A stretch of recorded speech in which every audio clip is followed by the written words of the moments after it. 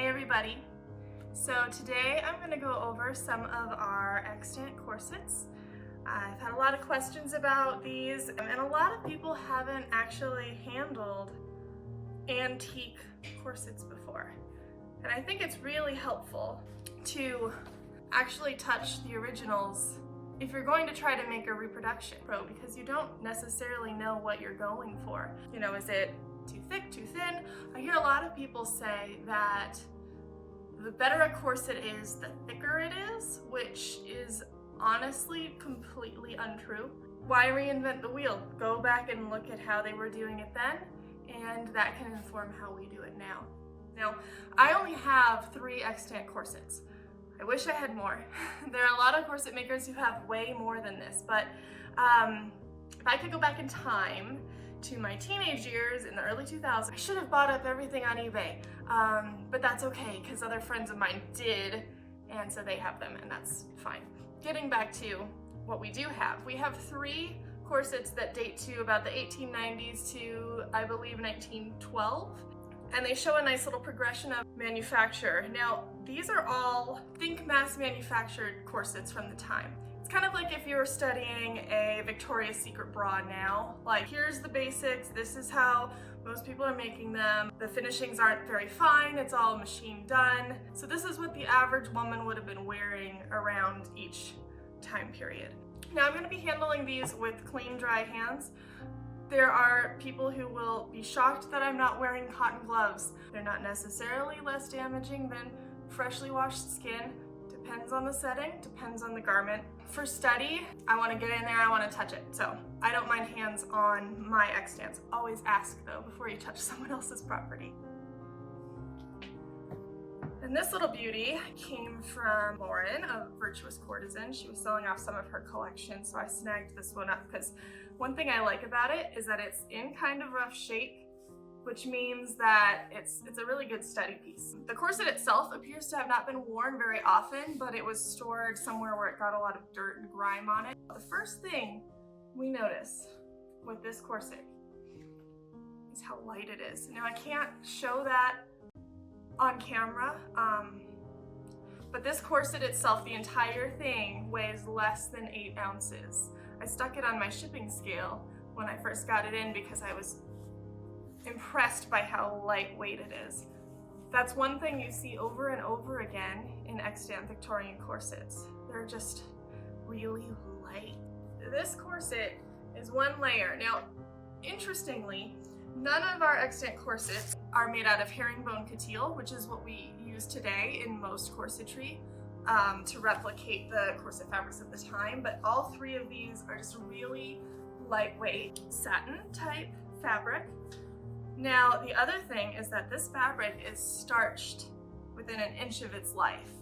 This is crunchy. That was one of the last steps often with corset manufacturers. So if you've ever seen the photo, but metal forms on a table and then the corset's laced over top, then they would blast steam through those forms and the starches would set, and that would help set that curve permanently into the corset. You can see that here. Now, another thing is, if it's a whalebone corset, so if it's got baleen in it, baleen is made of protein just like your hair or nails. What happens when your nails get wet? They soften up. What happens when baleen gets wet? It softens up. Part of how they would get these lovely bust curves into the corsets. So if you have an extant corset and you want to know, gosh, is it metal or is it baleen? I don't know. How do I find out? I don't want to take apart my corset. Get you a magnet. So the magnet will stick to the busk, of course, because the busk is metal, which tells me that these bones are baleen. These are not metal. Now the side bone, and this is pretty common, you often see wide side bones, and this corset dates to about the 1890s. That's metal. You often see those bones curved to shape, so curved permanently in at the waist and out over the hips. This one has lost some of that, but this bone over here, this one still has a little bit of that curve left. So metal, metal, not metal.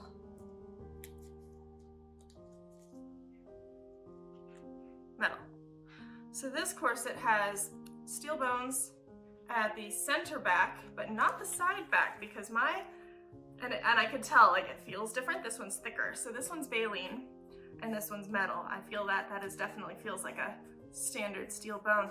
And it's about as flexible as the heavier steels that are available now. All of these little tiny baleen bones in here, though, are really narrow and really thin and really flexible. Okay, so we kind of went over basic materials here, but let's look at some of the construction details on this corset. I love this detail here at the front.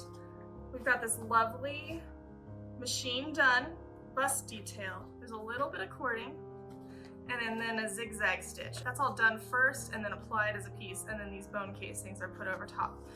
So that gives just a little bit of structure over the bust and a little bit of pretty detail. The bust is very curved. This is a very common theme in extant corsets. It's not necessarily that you always have spoon busts, but you almost always have a belly curve up until the 1900s, because that dishy belly was considered attractive. Yay! So the other neat thing about this corset is the patterning. The seaming, or lack thereof, is very interesting. So by looking at grain, I can tell that this panel here is all one piece. So that is the sort of side and back. So the straight of grain is actually running this way. It's running at a slight angle, but also across the corset on that panel. Then we have the front piece, which has one seam right underneath this bone casing, that it's hidden on the inside by a matching tape. These other ones, there's nothing on the back, so the bone is right between the outer casing and the inner fabric. Then we get to the waist. So this whole waist piece is one big horizontal piece, and again, the straight of grain is running horizontally. The hip is all one piece as well, so this whole panel down here on the hip is one piece also. And then we have strips on the back for the lacing. So this whole thing is 4 pieces on each side plus lacing strips, that's it. So one common thread, if you will, between all 3 corsets we're looking at is that they all have very short stitch lengths, and this is something you see across the board in extant machine stitched corsets. I would say it's about 1.75, it's just under 2 millimeters per stitch. Another thing I'll show on this one that is consistent with all 3 corsets. This goes back to my earlier mentioning that these aren't the prettiest and they have some kind of shortcuts. On all 3 of these, the binding is simply cut at the end. It is just stitched to the end and hacked off. In fact, on this one, there isn't even any attempt at back stitching. And what that means is that they were just running these through a binding machine, right? So there was probably a woman sitting running corsets through binding machines, and that was her job. So short stitches, rough finishings. In fact, the busks on, I believe, all 3 of these corsets, the hook side is inserted by slicing open and turning back. So there is no seam here on this edge at all. It's just cut. And it feels like they may have sort of waved some glue at that spot, but that's about it. You know, these women weren't expecting these garments to last their lifetime. They were expecting them to last a season or 2, and then, oh, fashions will change anyway, so it's not that different from now, is it? So this one is a size 18. It is stamped here at the back, which means it's an 18-inch waist. And so that is our 1890s-ish. It's hard to date corsets exactly because even if they have a patent stamped in them, that is when that patent was made. That doesn't necessarily mean that's when that corset was made. So just because styles changed in one season, you know, suddenly everyone wants the S-bend, doesn't mean that every single woman went out and bought an S-bend. There were women who would want their older style, like let's say their Playtex bra, decades afterwards actually. So I say 1890s-ish because it has some of the hallmarks of an late 1880s to 1890s corset. It's definitely not later than 1900, unless it was, again, one of the ones made in an older style later. But the patterning itself is pre-1901 or so.